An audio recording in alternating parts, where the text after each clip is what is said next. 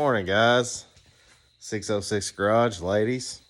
Happy Father's Day. That is today. I'm not going to do a lot today. I'm going to go out and visit Dad for a little bit. So just to recap, I've not done a lot to this car this week. Kind of the weather yesterday, which kind of upsets me because I was really planning on going to the nostalgic drags in Bowling Green. If you can't hear me, I still kind of sound kind of messed up. So I'm not going to do a lot today at all, actually.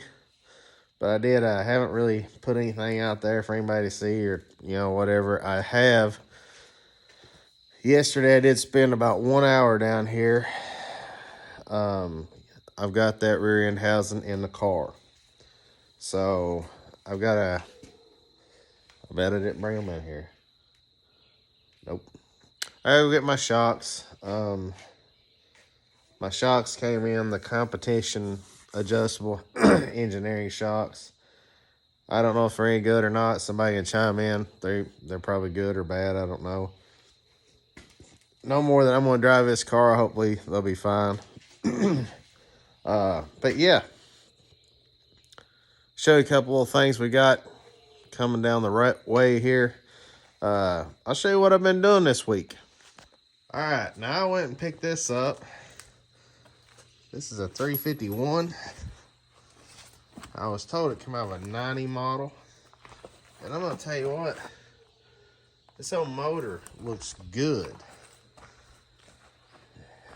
And I got a lot with it. Now, if you think you can't find stuff, this motor cost me $300. Now, that's going to go in that blue 86 notchback. Turns out it's an 86 notchback, so it is.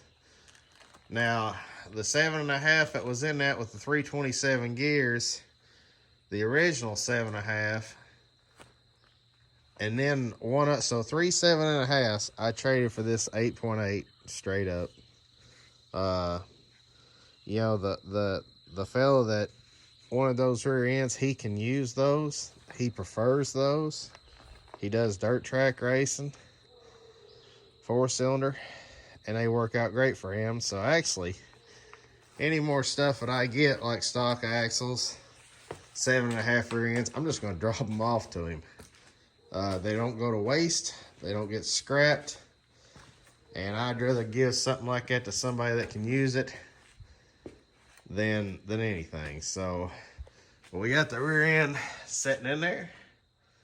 I've got a bolt in the top. Control arms. Got them greased and everything. So I'm going to finish bolting that in.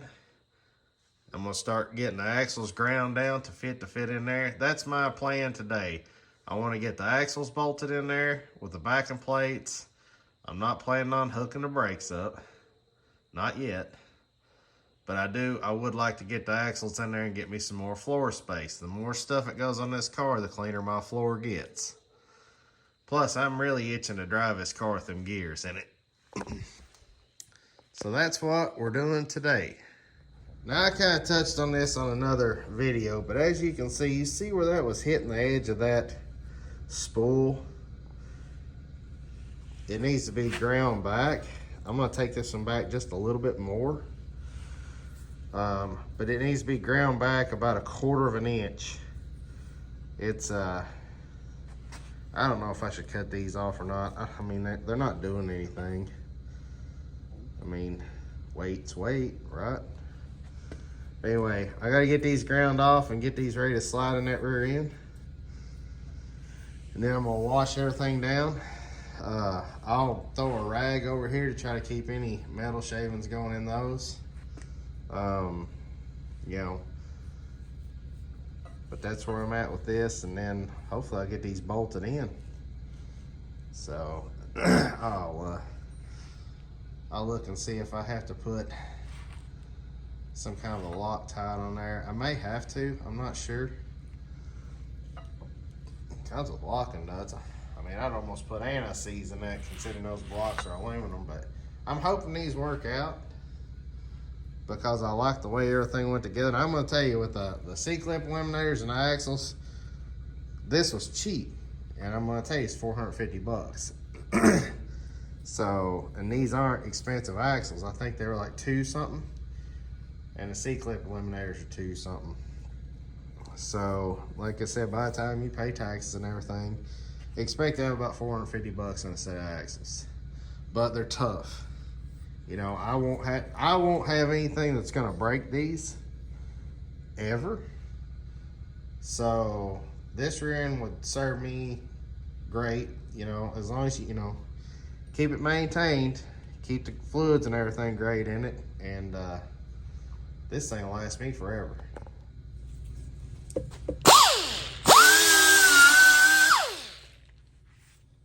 Forgot to cover up my bearings.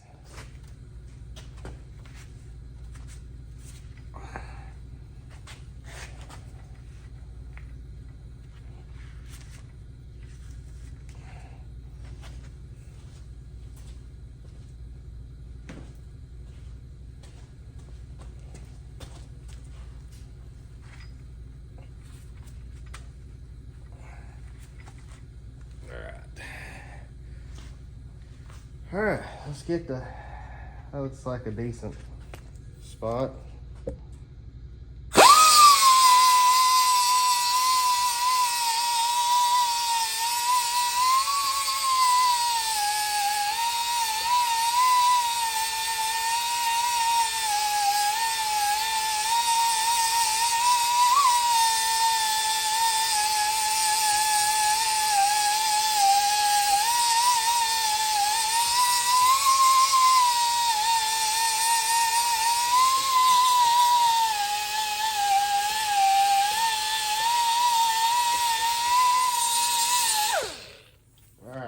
It's gonna take some time, but you know, you just take your time and grind it back.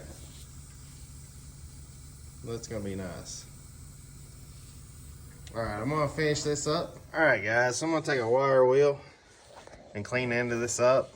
This needs to be clean because we're gonna be putting like it comes. The axles come with an RTV to go around here.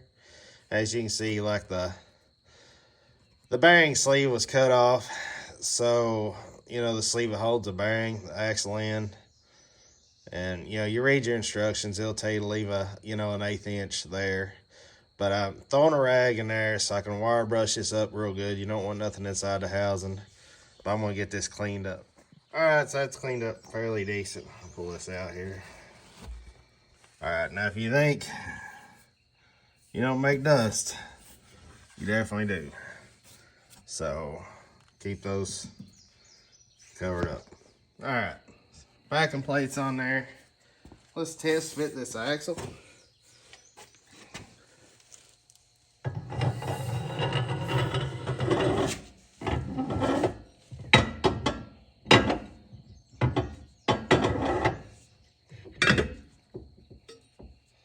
And we've got it right where she needs to be. Perfect. Perfect. All right, now I'm gonna go get the sealer and put on here. Well, actually, no, I'm not. Because if I don't press some studs in now, I'll be using shorter studs. I got 3-inch studs for that.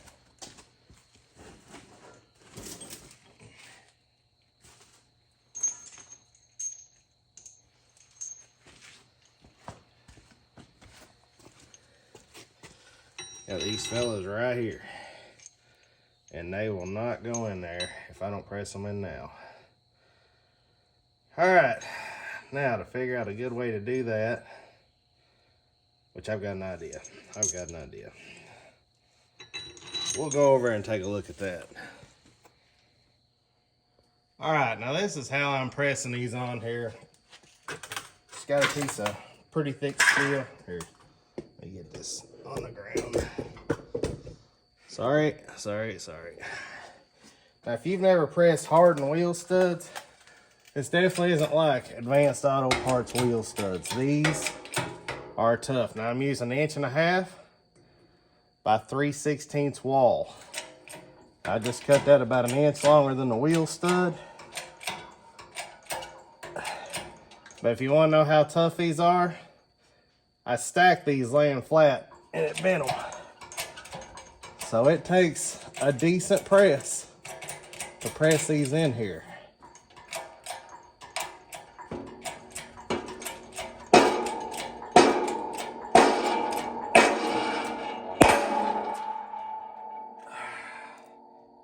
Yep, she's seated.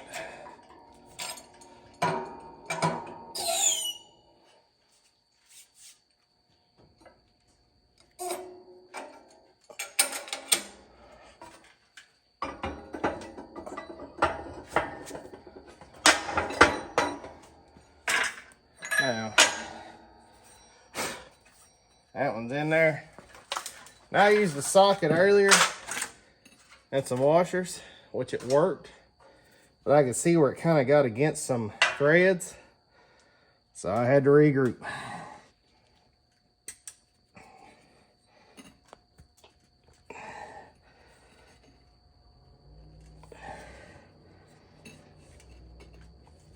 Now, you reposition the C-clip eliminator. Lean back on there.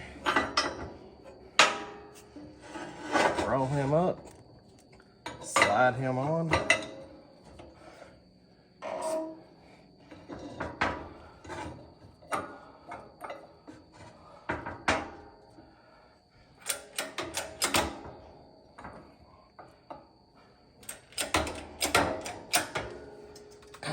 And press him down.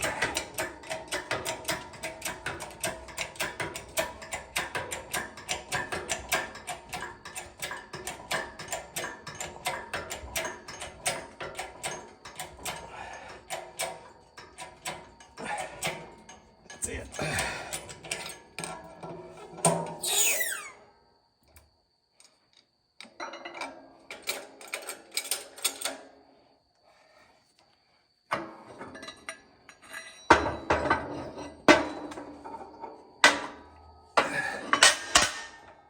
Pretty tight too. What I do is I can lay it flat, rest it, raise him up.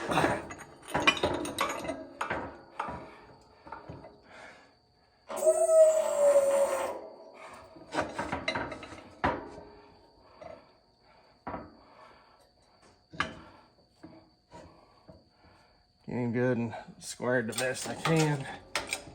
Calm down.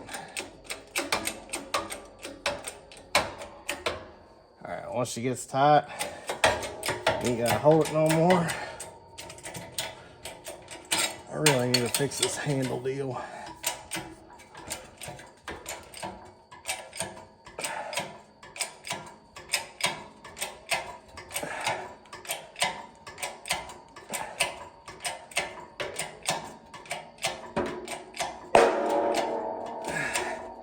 That's it.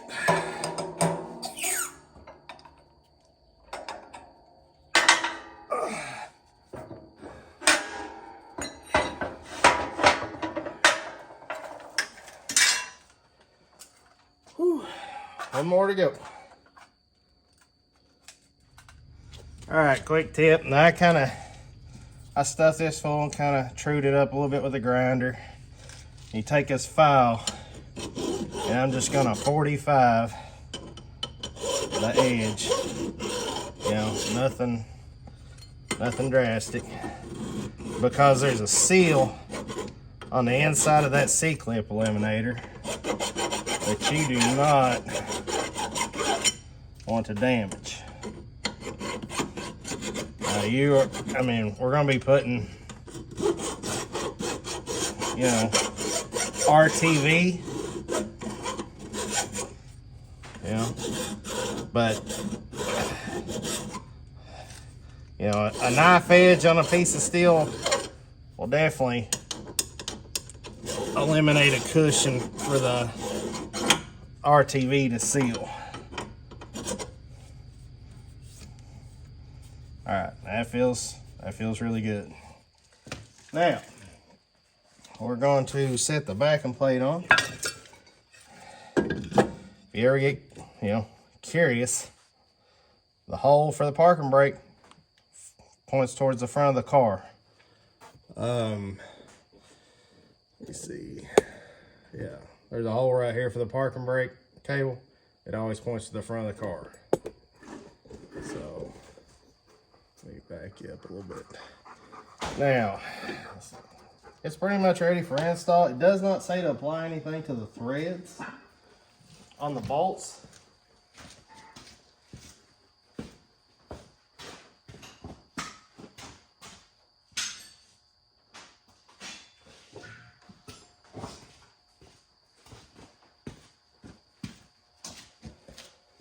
So since it doesn't say, I have to apply anti-seize. You're running a steel bolt into an aluminum block. I promise you want anti-seize. Now, let's get our RTV input on there. Now it said to put a bead around this right here.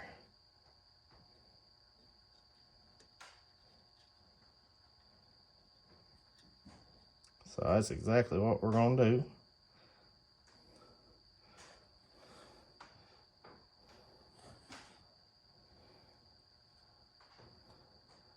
This is some kind of aluminum silicone.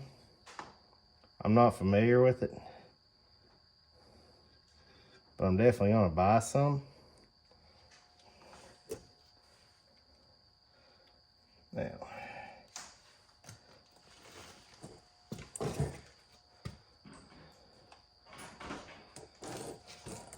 going to slide a bolt through here because I want to keep my backing plate lined up.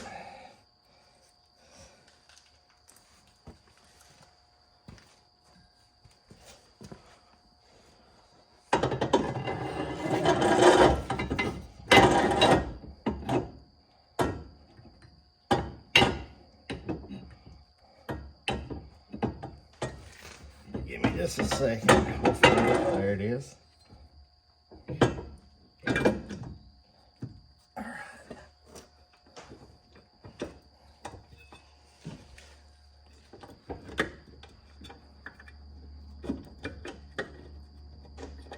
Now, here's one thing I'll tell you. These are a nightmare because I practiced this. These ain't as easy as you think to get lined up. Now, I'm gonna get my anti-seize on my other 3 bolts.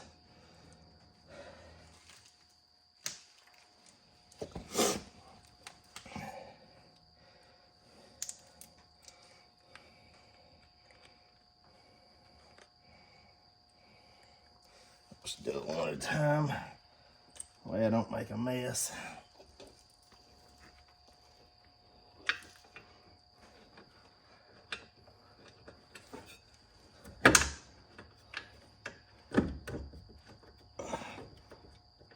He's kind of started. You know, it don't take a lot. Just a little.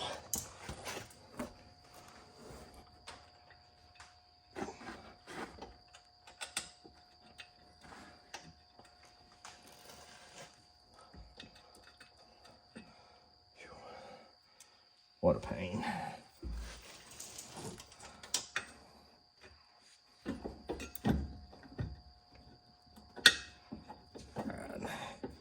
He started, I think.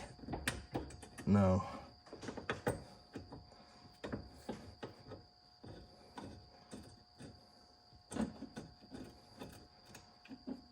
Yeah, he started it.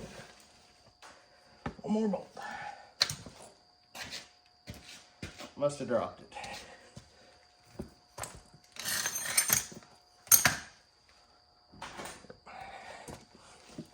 Now, once you get these in place, and I will tell you another plus to using anti-seize, it makes sure you get a good torque. Well, I tell you what, sucks getting old. All right, so those three are started. I'm gonna pull my pilot one back out. I'm gonna apply the anti-seize to it. Now, in the instructions, it calls for 40 foot-pounds of torque. So that's what we're gonna do. Let me snug these up. All right, guys, that's about all I'm gonna do for this Sunday. I just wanted to get them axles in out of the floor. Now, I did not torque these yet. I'm gonna let them sit overnight. I'm gonna let that RTV set up. Then I'm gonna crank it down. One thing I meant to mention, tool tip. Now, you see me use a file. Files are cheap. They don't cost much. But nevertheless, it's not something you want to just throw away every time they get dull. The worst thing you can do with a file is throw it in a drawer full of files. They need to be separated. And I'm not saying put a file in every drawer. What I'm saying is don't let them touch. A file will destroy a file in a heartbeat. So keep them separated. Don't let them touch, because they're, equal hardness. They will destroy each other rubbing up against each other. And, anytime you buy a pack of files, they're in like a plastic pouch in their own little slide. If you buy from some Snap-on, they're in a plastic tray separating themselves.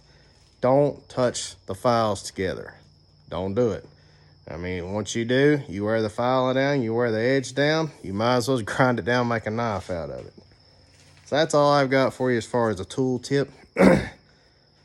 Ladies, gentlemen especially, happy Father's Day.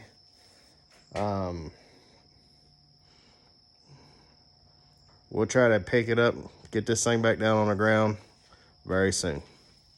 Peace.